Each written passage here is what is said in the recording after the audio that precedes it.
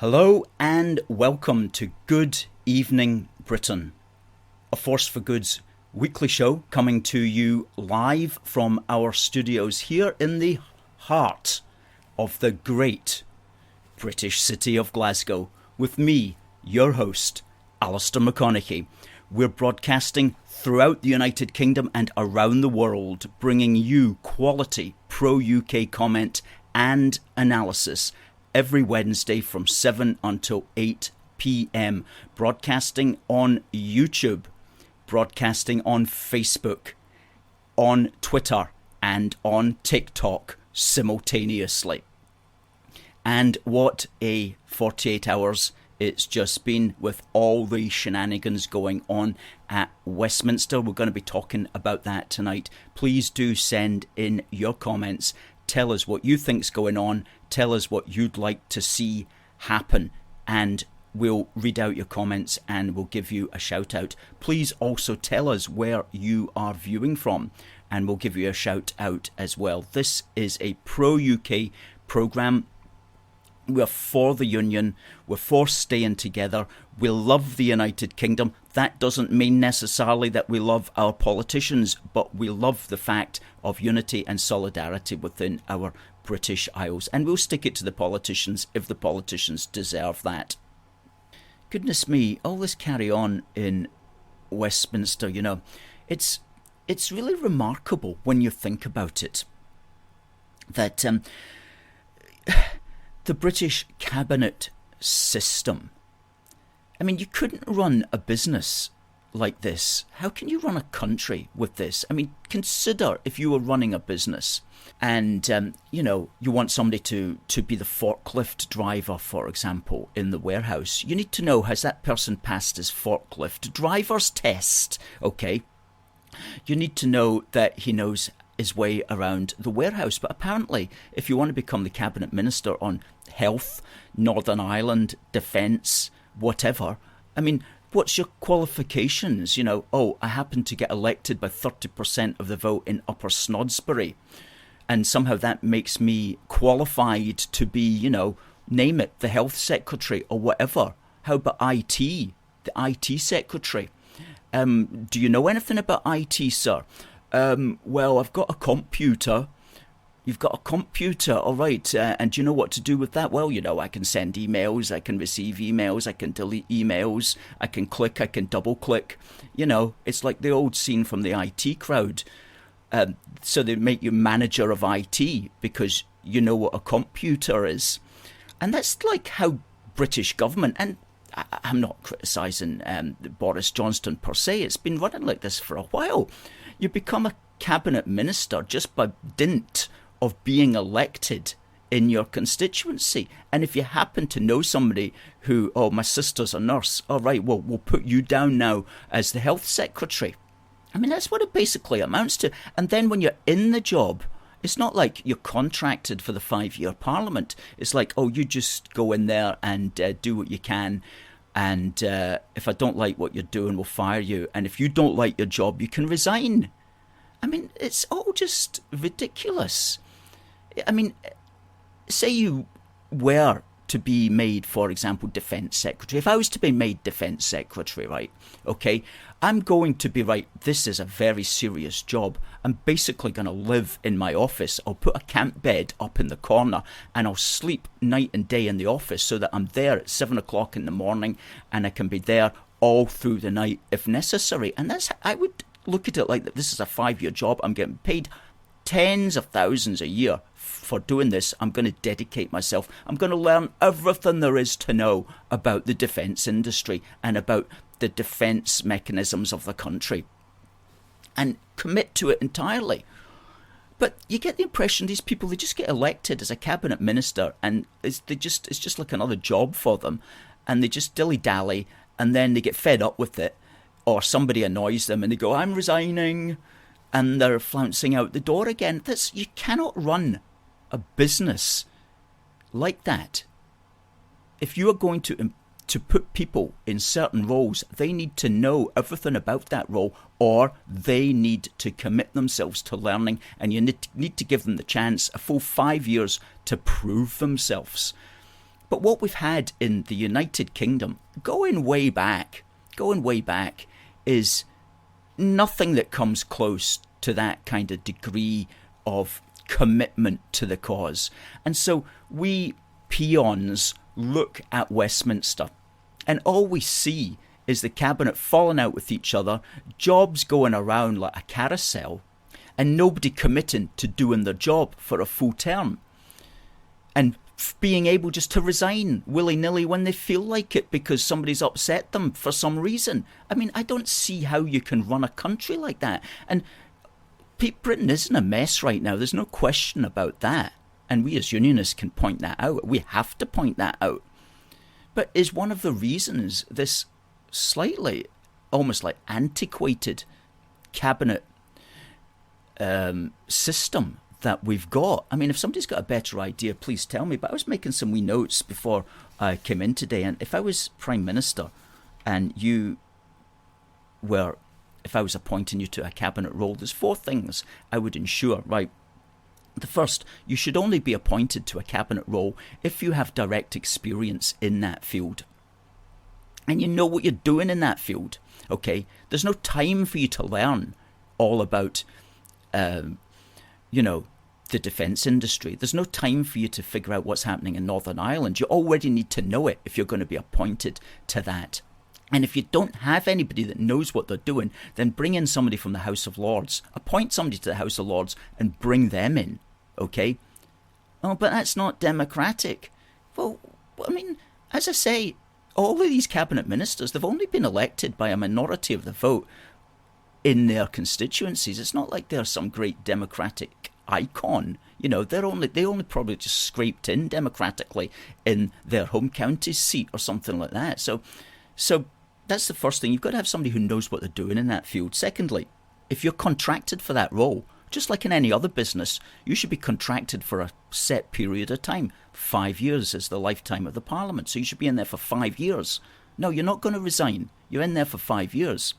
3, if you don't know what you're doing, you should be allowed to bring in people from industry, okay? If you don't have a clue about the economy, then what you do is you bring in the people who write about the economy, whether they're writing for the Daily Telegraph or the Guardian or something like that, and you say, listen, John Smith, I read this fantastic article about the economy which you wrote in the Sunday Telegraph last week. Could you tell me how we're going to make that happen?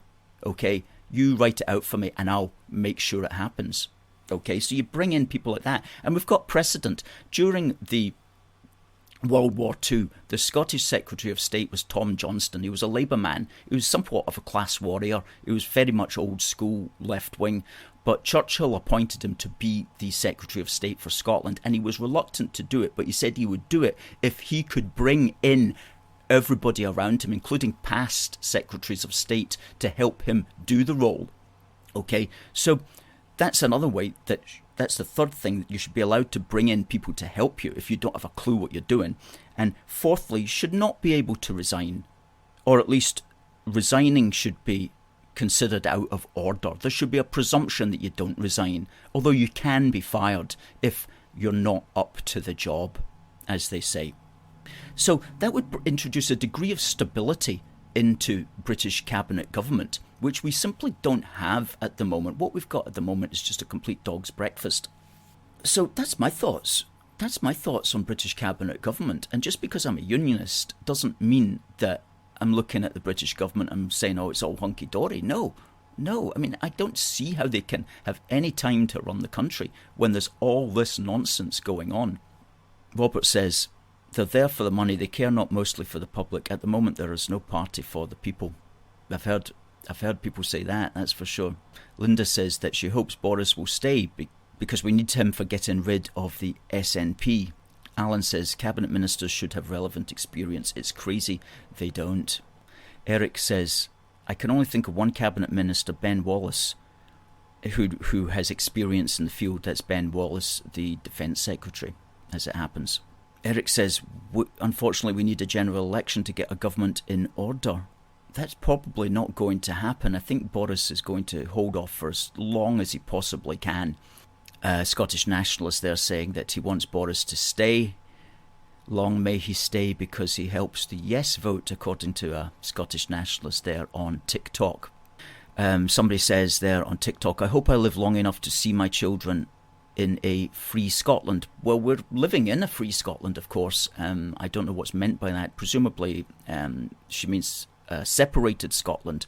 Well, you're going to have to live for maybe several thousand years if you believe that Scotland is going to destroy the United Kingdom. That's not happening. We're not going to allow that to happen. Absolutely not. Marcus says, we've had 15 years of SNP corruption. Hard to believe that I was in high school, he says, when they came to power. When I was in high school, the SNP were just regarded as complete cranks, and thankfully they were highly marginalised. I mean, they were complete cranks when I was in high school. But somehow the devolution carry-on, the devolution dog's breakfast, as I'm calling it, that gave them an air of legitimacy. And Christopher does make the point here that all of this carry-on in Westminster has taken the focus off the misdemeanours of the SNP, including all the issues that were going on there at Westminster with the SNP Say No More. David, of course, asks if Boris goes, who would lead? Penny Mordaunt or Suella Braverman might be good choices. Well, the only one that is in the cabinet who is what I would call an idealist, or at least somebody who can write and put ideas together, is Penny Mordaunt. She's written a book called Greater Britain, which we've got here in the office, but we tried to read it, but it was pretty heavy going. So we only got to the second chapter, but if she becomes Prime Minister, I'll read it. I'll make an effort to read the whole thing. But the point there is that she's got ideas, okay, and she's also got a sensible air about her, which is what you need for government. You can't, no matter how much the whole bonhomie and happy and cheery sort of approach of Boris Johnson might initially have been appealing, it's clear that when you're actually in the serious business of trying to run a country, that approach isn't correct. You need to have a serious demeanour and a serious attitude, because running the country is a very serious business. I don't know about Suella Braverman. I don't know much about her at all, but maybe that's another possibility. And Tommy says, well, what about Jacob Rees-Mogg? There you go. I know some people will support him as well. He's got a certain air of seriousness, I suppose, about him. And I was just talking there about Sturgeon and her she's still, of course, going at this anti-UK referendum attempt, and all of this carry-on will be helping her.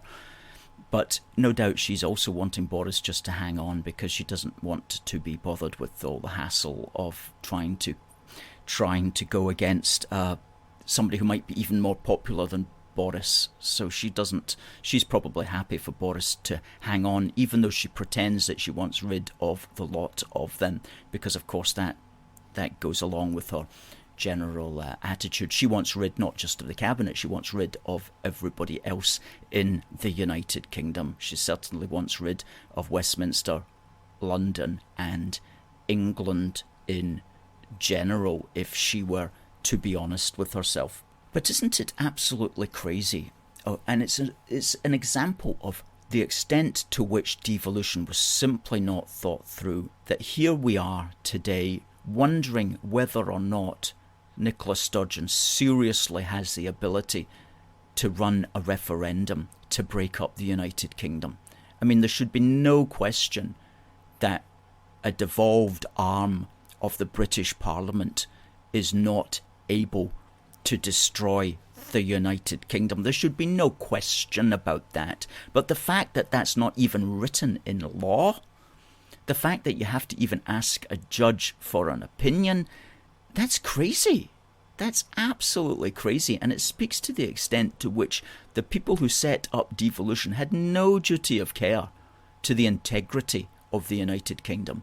I'm going to say that again. That's a good phrase. They had no duty of care to the United Kingdom, to the integrity of the United Kingdom, to keeping the United Kingdom together. It was like the last thing on their mind. How do we make sure this process does not imperil the UK. Is there any words, is there any sentences that maybe we should write and include in this law just to make sure that maybe 5, 10, 15, 20 years down the line, if there's to be a Scottish nationalist government in power at Holyrood, they don't use what they've got in order to break up the United Kingdom? Do you think we should maybe write something like that into the law? No, don't bother. Don't bother. It's too difficult to think about. Oh my goodness me. Oh my goodness me. It really is utterly crazy. Utterly crazy. And I was reading an article in the Herald a couple of days ago, and Anas Sarwar, who's doing not a bad job at trying to make people excited about the Labour Party again. He's don't have any criticisms of him as such, but apparently he launched Labour's blueprint for the Constitution. Well, Labour's initial blueprint for the Constitution, if you want to call that, the Scotland Act 1998, was of course a disaster for the Constitution, and it set the path that we've been travelling on, and it was exactly these Labour people who did not give proper thought to the potential breakup of the United Kingdom and have brought us to this impasse. Okay, one thing follows the other as night follows day. So anyway, now they've got a new idea for the Constitution, and one of them includes the House of Lords not being reformed, but being replaced. Replaced with what? With a Senate of nations and regions. So what that will mean will be the nations will be Scotland, Northern Ireland and Wales, and the regions will be all the English regions. And how is that an improvement on what we've got at the moment? Now, I'm not saying that the House of Lords doesn't need to be reformed. I can think of quite a few things that you could change in the House of Lords, but scrapping it and replacing it with a Senate made up of elected people from each of these nations and regions of the United Kingdom, all you're doing is you're creating a second chamber which will work to make everything else work, because it will simply, the upper house as it's called, will become balkanised into the three separate parts. Wales will be heavily Labour, the Scottish section will be heavily SNP, just basically a mirror image of what's in the lower house, what's in the House of Commons. And then what will happen is that the upper house will continually get outvoted, almost to the same proportions that the lower house gets outvoted or makes its votes. And so it will just be another platform for the SNP to be continuously outvoted by the rest of the United Kingdom. It will just be another platform for the SNP to get angry about stuff. It's not going to change anything. An upper house of the nations in direct proportion to the population of the nations, that's just going to end up being some kind of mirror image of the lower house. So that's not a solution, I'm afraid. And that's Gordon Brown. That's his idea, right? That's his big idea.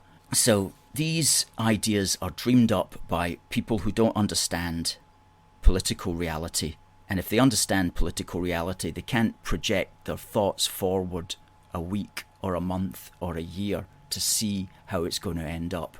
And he also makes a point here. He says, in launching the document, the Scottish Labour leader has claimed that the, quote, the political game playing of recent years has wounded the devolution settlement. No, it's the devolution settlement which has wounded the politics. He's got that exactly the wrong way round. Because, oh, their blessed devolution settlement which must never be changed, which is the ridiculous notion that the Scottish Parliament can do whatever it wants, provided it's not been written down as forbidden. That's the devolution settlement, where in fact, as we always say, it should be the other way around, and the Scottish Parliament should only be able to do that which is written down, and everything else is presumed to be forbidden. So he still needs work. He still needs to understand what's happened to Labour and what's happened to the United Kingdom before he can really come up with the right answers, but he's making an effort. David says here, if the SNP used public money to hold an illegal referendum, would the police who took part as well as returning officers be breaking the law? Would councils who close public schools on the day be breaking the law and be subject to prosecution? How can Scary Poppins blag 20 million of our money as campaign funds and another 40 million to run something that is illegal?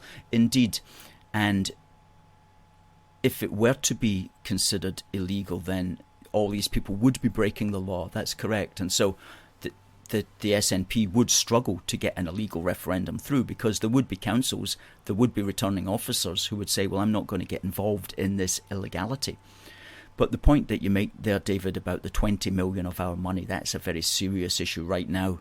That's 20 million of taxpayers, British taxpayers' money that's being spent, and it's being spent on British civil servants who are preparing a case for Nicola Sturgeon to break up the United Kingdom, and we're paying for that. Again, absolute abysmal disgrace that this is happening, and that the United Kingdom Parliament and that Boris Johnson with an 80-seat majority is not stopping that disgraceful waste of money, our funds being used by his employees, okay, the British civil service, to break up the country. Incredible.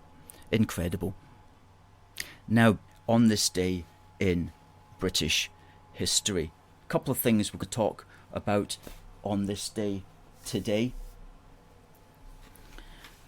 The first is the British general, who's a Scottish general, one of the famous generals of the British Army, a man called George Elliot, who is responsible for ensuring that Gibraltar today is in fact British, and British it will remain. He passed away on this day, 6th of July in 1790. And he was born in Roxburghshire. And the Great Siege of Gibraltar was between June 1779 and February 1783, and it was an attempt by Spain and France to capture Gibraltar from the British during the American War of Independence. Because the American War of Independence didn't just include the British and the Americans, it also included other continental powers who were, in a sense, trying to divide. Well, they were looking out for themselves, but they were trying to defeat Britain, because they threw their lot in with the Americans, because of course France wanted to be a world power and it saw Britain as its opponent. So anything it could do to mess up Britain's chances, it was doing. So the French laid siege, along with the Spanish, laid siege to Gibraltar, and the British nobly defended it. And General George Elliot was right up there at the front. He was the Scotsman who led the military action. The largest military action fought during the American War of Independence was, in fact, the Siege of Gibraltar. There's an interesting pub fact for you. So the battle extended outside the bounds of the 13 colonies, as it was at that time. And he of course held out with his men and finally won the day, and that's why Gibraltar today is still British, and British it will remain. And there's a famous painting which we'll put up of George Elliot. There he is on the white horse, and that's John Singleton Copley's painting called The Defeat of the Floating Batteries at Gibraltar in September 1782, and it depicts the defeat of the Spanish during the Great Siege. And George Elliot is on horseback there, and note to the right of the picture the Scotsman in full Highland regalia. That will be one of the Scottish Highland officers, no doubt. And Elliot today is remembered in various ways in Gibraltar, and there's some stamps that were released probably quite a while ago now in Gibraltar, and that's him there, and that bottom stamp is a rendition of the painting that you've just seen. So that's General George Elliot, died on this day, 6th of July 1790, one of Scotland's greatest sons. Okay, and the man responsible for the fact that Gibraltar is British. Another notable thing in British history which happened on this day back in 2019 was a Force for Good's Thin Red Line at Ayr. Now, the Scottish Nationalists were marching that day. Some of our viewers were with us that day, and we stood up and we certainly kept the British end up as the Scottish Nationalists shambled by, shouting and swearing at us, and lying, of course, about their numbers. They claimed they had 13,000 there, but we counted them and there was 2,672 of them. So considerably fewer than what they try to pretend. And in fact, talking about counting numbers, the Scottish Nationalists had the Welsh Nationalists, I should say, had a march in Wales last Saturday, and they claimed they had 8,000 there, but we were able to count them from video evidence, and there was 1,668 of them, okay? Less than a quarter of what the Welsh Nationalists were claiming marched in Wrexham. So they're learning the lying technique, the lying strategy from their compatriots here in Scotland. So basically, whenever a Scottish nationalist or Welsh nationalist claims a certain number, you can always divide that by at least 4, and in some cases you can divide it by 22 times. And in our magazine, 10 Years Strong, which you can also get from our shop, we listed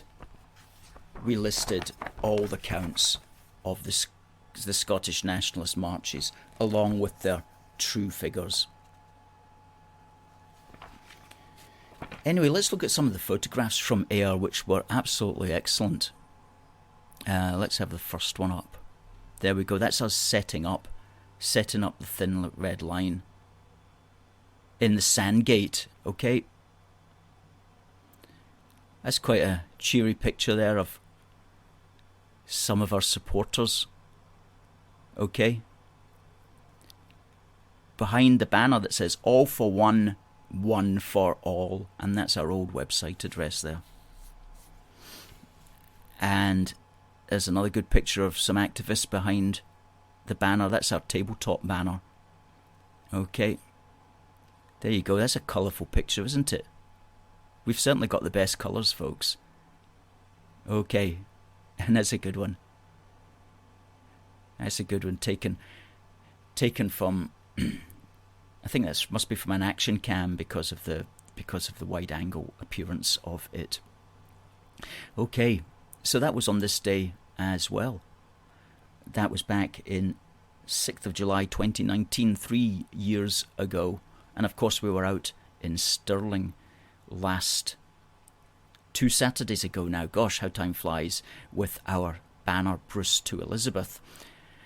There we are. Isn't that a beautiful banner? Look at that. Bruce to Elizabeth, our great British monarch. And we held a rally that day, and the Scottish Nationalists passed us, and we counted them, and there was 432 of them. But of course they lied, and they said there was 2,000 of them. Again, less than a quarter of what they actually claimed. There was 432 of them. Okay, now we've written an article which is called Bruce to Elizabeth, Our Celebration Rally Part 1. That's on our website, and in that it's essentially basically an article about Robert the Bruce and it's everything you could possibly want to know about Robert the Bruce in about 1,500 words, and you'll find a link to that in the comment thread on Facebook. We posted that yesterday. We've got another article coming up on the same topic tomorrow, probably. That will get posted. But I was just looking at that article that we posted yesterday, and you know, that's if you've got like children and you want to teach them about Robert the Bruce, you won't find a better article on the internet than that one. And I know we're blowing our own horn here, but that's absolutely a fact. I mean, it's drilled down from the death of the Maid of Norway to when you had the throne vacant, to Robert the Bruce's ancestor claiming it unsuccessfully, to John Balliol, to William Wallace, to the rise of the Bruce, right through to his death in 1,500 words. And talk about homeschooling. I mean, you've got everything there that you need to know, including the timeline. So please do check it out. And do consider, like, who knows what they teach children at school these days? It's probably not good. So look to trusted sources where you can actually find good information, and ensure your children have access to those sorts of things. Great stuff. Now, one or two comments here. Paul says, we're a strong brand in the world and quite a major player, a country people want to belong to. Why else would people keep coming here? Absolutely, you know, this is the positive stuff, and Paul's great at the positivity. But I was reading a horrible article in the Herald newspaper yesterday, which I'm not even going to talk about, other than to say it was really, really negative. And the person was saying, oh, you know, unionism offers nothing. Unionism offers the United Kingdom, the greatest country in the world. Okay, that's what it offers, for starters. How can that be nothing? You know, it's unbelievable. Unbelievable. The things they get up to. And talking about the UK, right, in the same, was it the same newspaper? Yes, it was the same newspaper. The front page, ditching Trident could scupper Sturgeon's plans to rejoin the EU. Now, this was some defence expert saying that she couldn't join the EU if Scotland was separated because the EU wants you to have nuclear weapons, blah, blah, blah, whatever. I don't know how right or wrong that is. It's not really a consideration. What I was annoyed about was this so-called expert. He kept talking about if Scotland was independent. He kept talking about the United Kingdom, as in what would the rest of the United Kingdom do if Scotland was independent. And he mentions like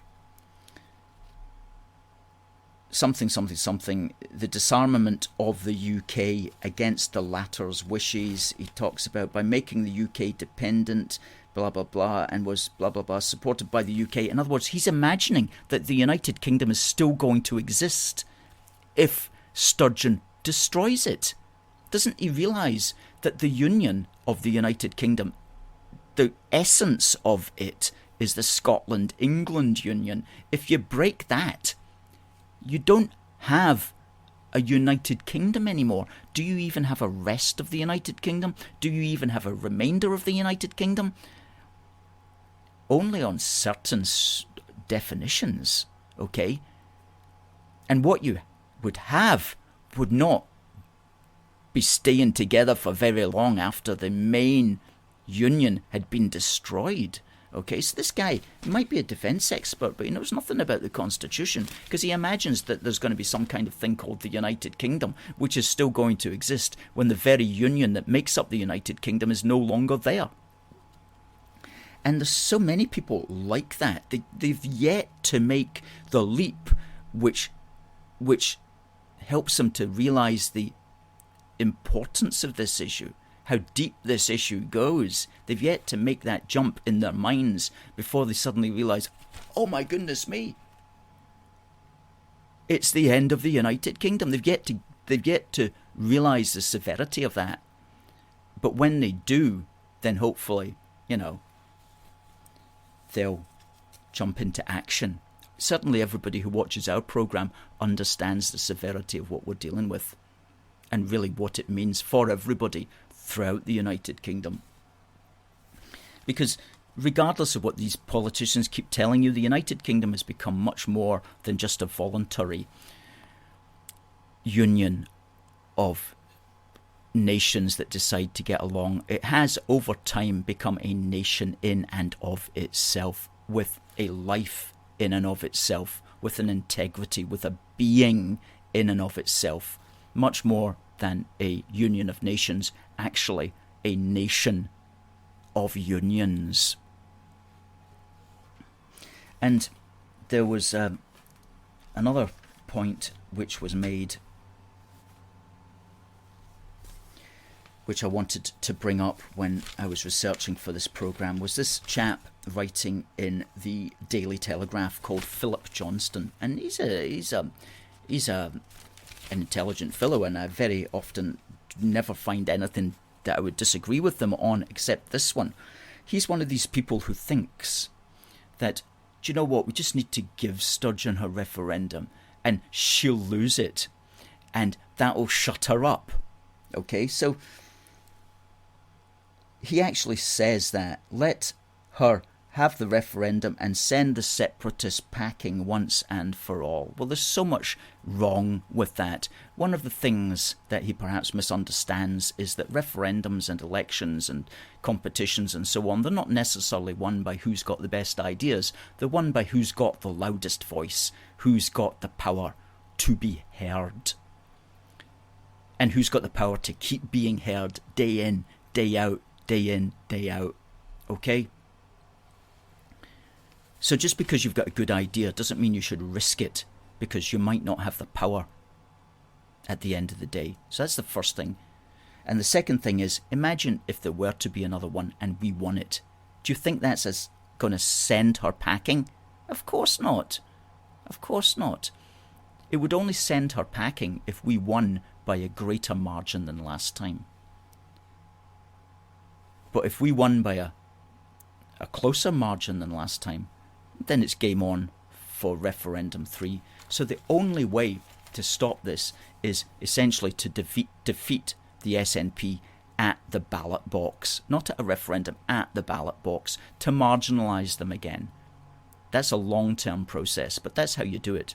But the good news is that Sturgeon is putting herself into a corner at the moment.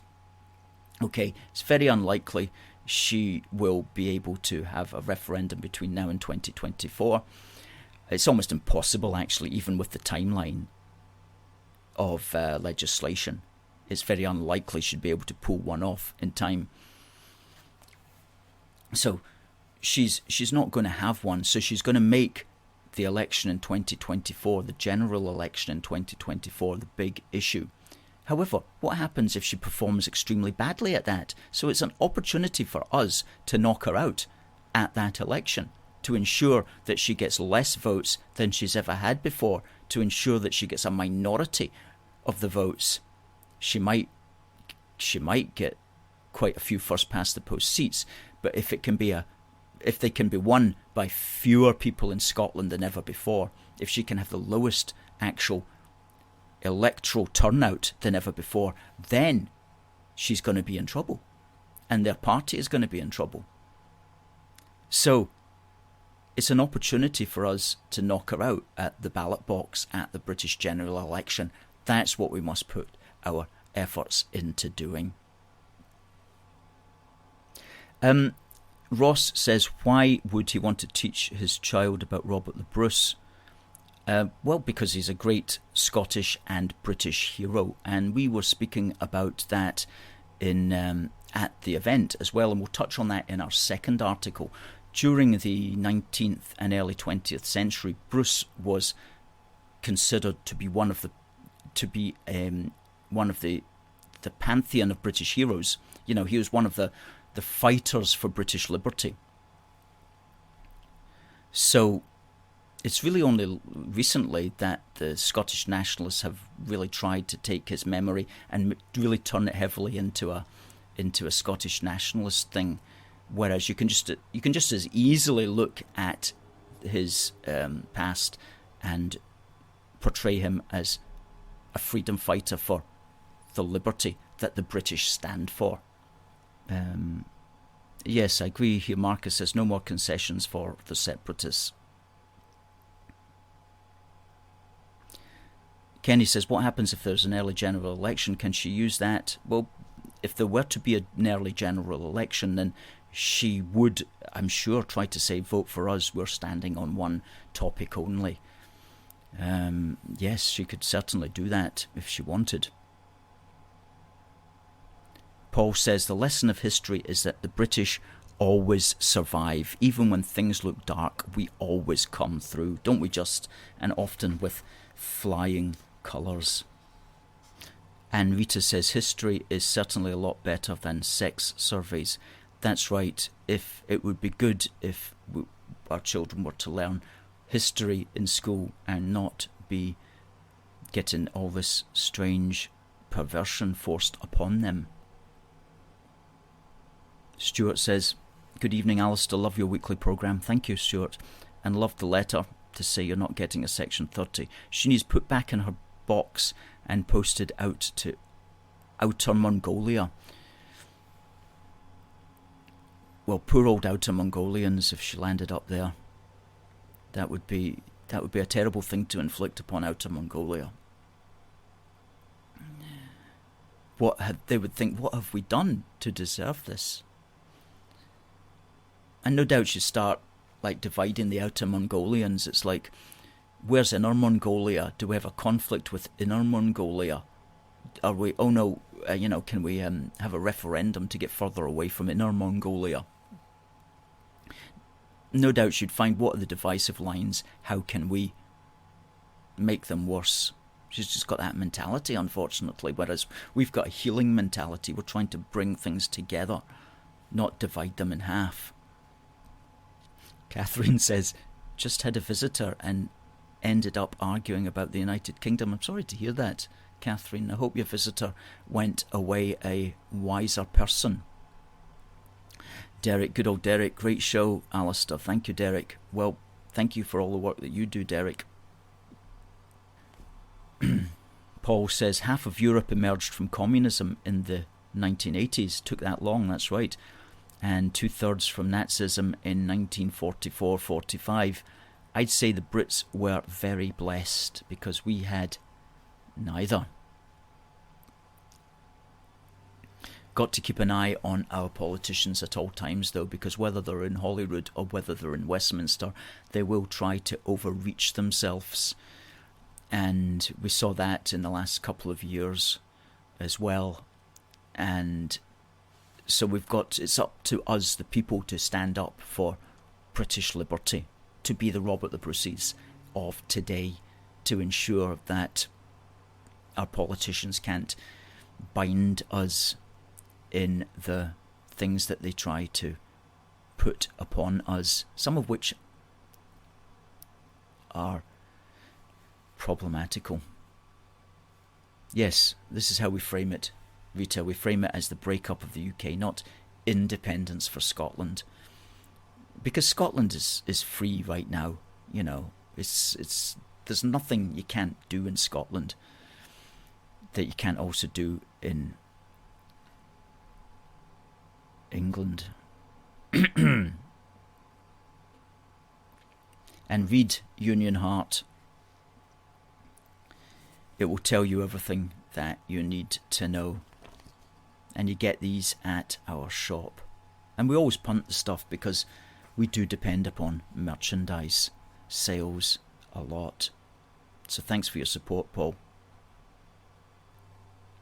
Tommy says he's now going to watch the English ladies in the Euros. Good stuff. Thanks for watching, Tommy. Derek says, well done, Chris. Stuart says, congratulations, Chris, well done. Catherine says, well done.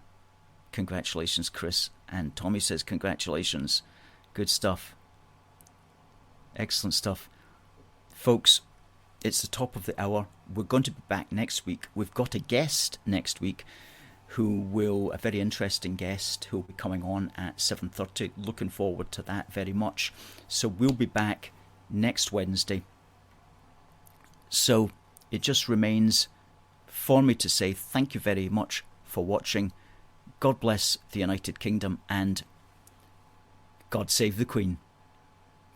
See you next week.